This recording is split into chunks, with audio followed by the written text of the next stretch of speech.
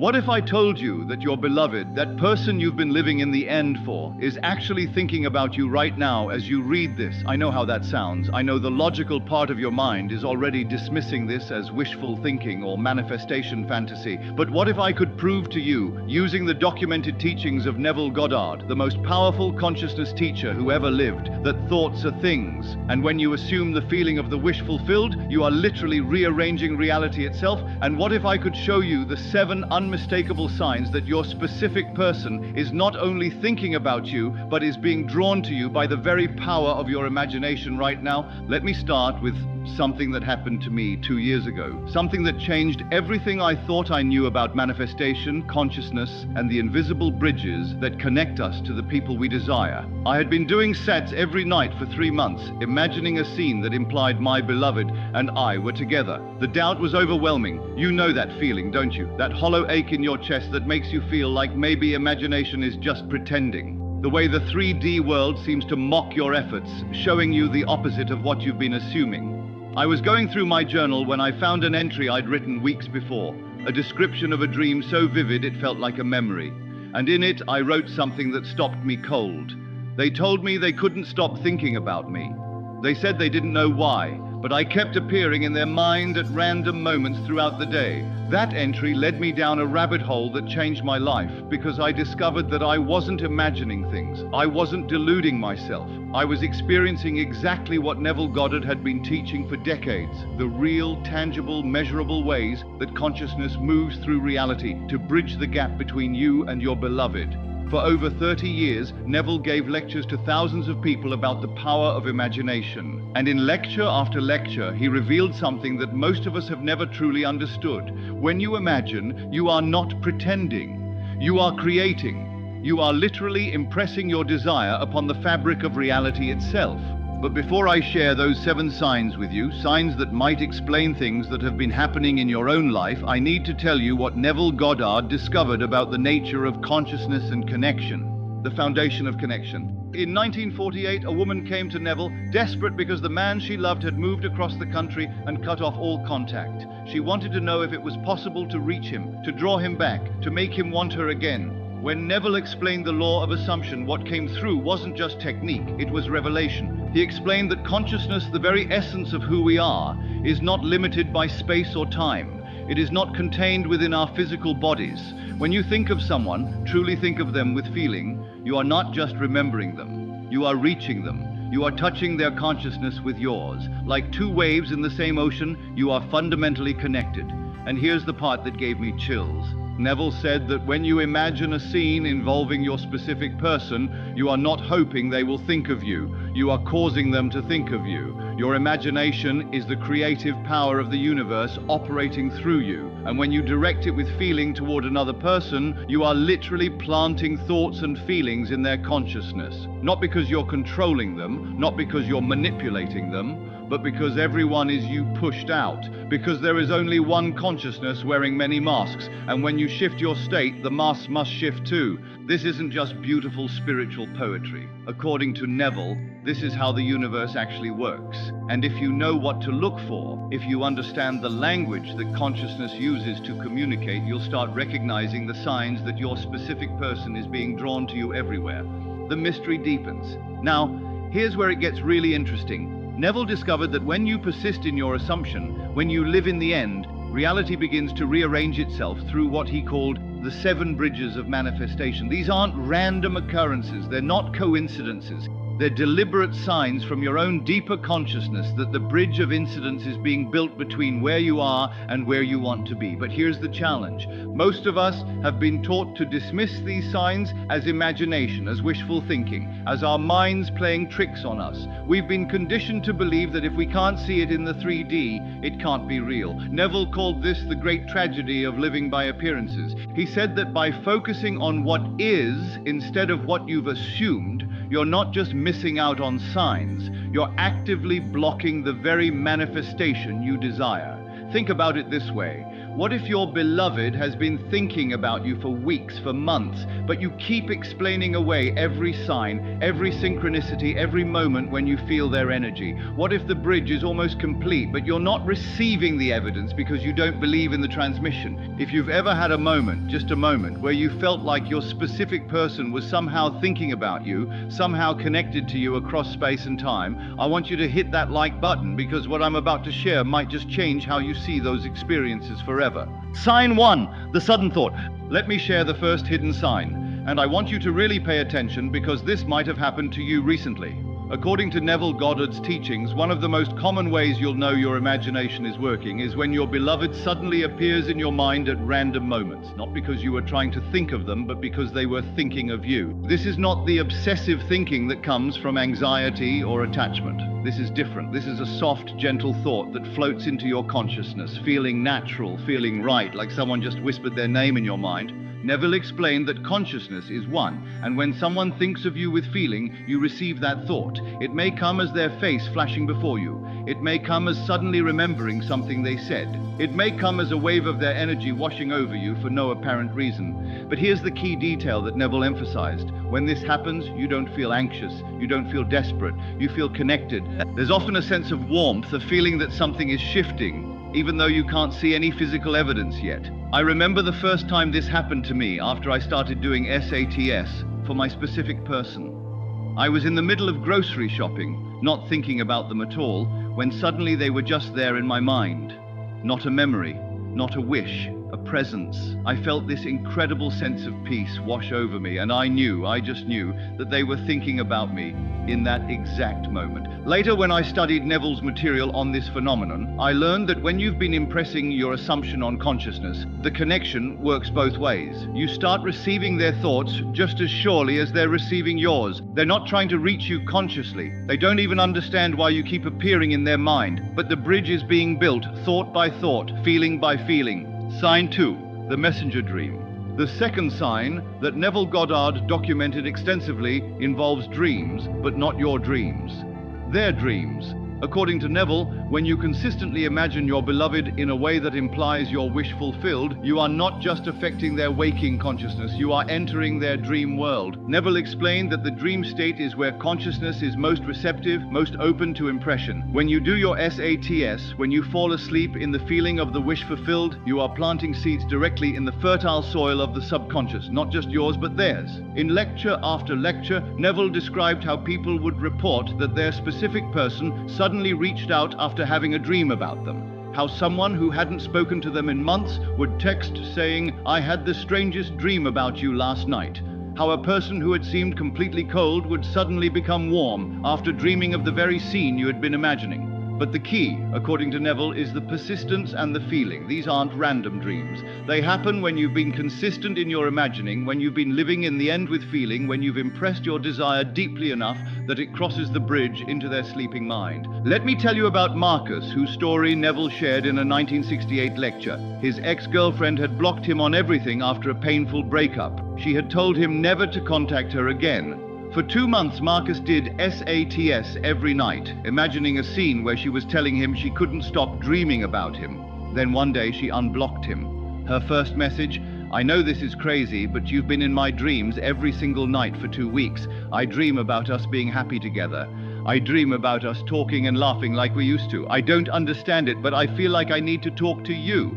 The dreams, Neville explained, were Marcus's imagination crossing the bridge. His consistent assumption had literally become her nightly experience. Now, I want you to think about your own experience for a moment. Since you've been imagining your specific person, have they mentioned dreaming about you? Have mutual friends told you they brought you up for no reason? Has there been any sign that you've been appearing in their consciousness uninvited? Drop a comment below and share your story. Because here's what I've discovered. When we start sharing these experiences, when we stop being afraid that people will think we're crazy, something beautiful happens. We realize we're not alone in this. We realize that these signs are real. They're common, and they're happening to people all over the world. Heart the comments that resonate with you. Support each other in this recognition, because when we validate each other's experiences, we strengthen our faith in the power of imagination. And if you haven't subscribed yet, please do. We're building a community of people who understand that consciousness creates reality, and your presence here matters. Sign 3, the familiar feeling. The third sign that Neville Goddard taught is one that almost everyone who has been manifesting a specific person can relate to: the sudden, unmistakable feeling of their presence appearing out of nowhere. Neville explained that feeling is the secret, and when your beloved thinks of you with feeling, you receive that feeling. This isn't about imagining what it would feel like. This is about suddenly feeling their energy when you weren't even thinking about them, feeling their warmth when you're alone in your room, feeling their love when you're in the middle of an ordinary day, feeling them so strongly that you turn around expecting to see them standing there. Neville was very specific about this. These feelings appear suddenly, last for moments or hours, and carry a quality of reality that's different from imagination. They always happen when something is shifting, when the bridge is being built, when the manifestation is getting closer. I'll never forget the reading Neville gave for a woman whose beloved lived in another country. This woman had been told by everyone that long-distance manifestation was impossible, that she was deluding herself. But for months, she had been doing her SATs, feeling loved, feeling chosen, feeling wanted. Then one day, while sitting at her desk at work, she was suddenly overcome with the most profound feeling of being loved. It wasn't coming from her, it was coming to her. She felt arms around her that she couldn't see. She felt someone missing her so intensely that it took her breath away. When she told Neville about this, he smiled and said, "That was him. He doesn't know why, but he couldn't stop thinking about you today. He felt something pulling him toward you across the ocean. That feeling you received, that was his feeling. You are connected whether he understands it or not." 3 weeks later, he booked a flight to see her. Sign 4, the synchronicity explosion. Perhaps one of the most fascinating signs that Neville documented involves what he called the bridge of incidents, the way reality begins to rearrange itself through meaningful coincidences once you've impressed your assumption on consciousness. Now remember, Neville was teaching this in the 1940s, 50s, and 60s, long before the internet, long before social media, long before the ways we can now accidentally run into information about our specific person. But he consistently described how once you assume the feeling of the wish fulfilled, reality begins to show you signs. You hear their name everywhere. You see their car, their number, their birthday in random places. Songs that remind you of them play at meaningful moments. Strangers mention things connected to them. The world begins to reflect your assumption back to you. Neville explained that this isn't the universe sending you signs. This is you, your deeper consciousness, rearranging the outer world to match your inner assumption. When you keep seeing evidence of your beloved everywhere, it's because your consciousness is building the bridge. A shift in you is creating a shift in the entire world.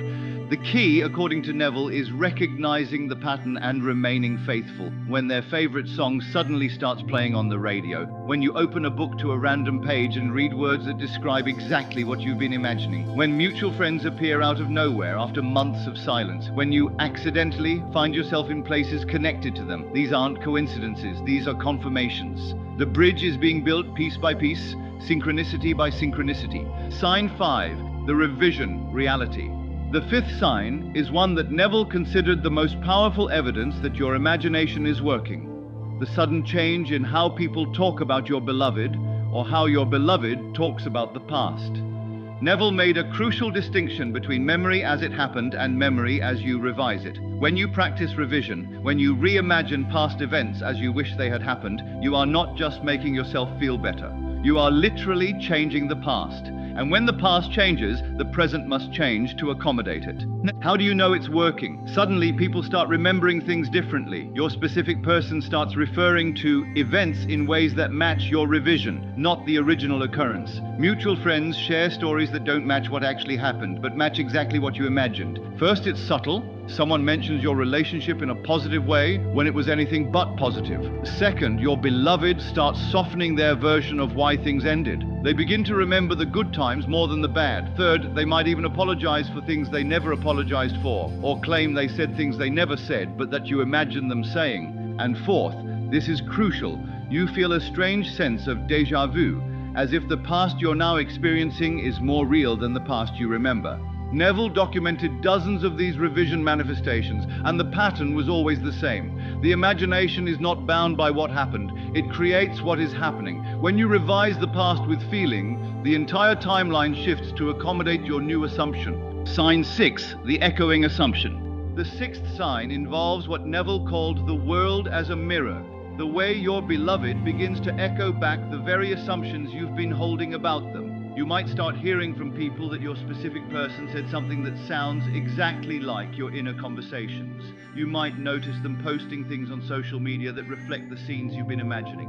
Or you might observe that their behavior is shifting to match the version of them you've been assuming. Neville explained that everyone is you pushed out, and your assumptions about others are creative. When you assume that your beloved is thinking about you, missing you, wanting to be with you, they must eventually conform to that assumption. It's not manipulation, it's law. When you keep holding a new assumption about someone, when you consistently imagine them saying what you want them to say, they have no choice but to eventually say it. When meaningful echoes pile up in ways that defy statistical probability, your consciousness is rearranging them to match your inner state. A woman in one of Neville's lectures shared that she had been assuming her ex would tell her he made a mistake. She imagined this scene every night for 6 weeks. Then a co-worker who knew her ex mentioned running into him at a party.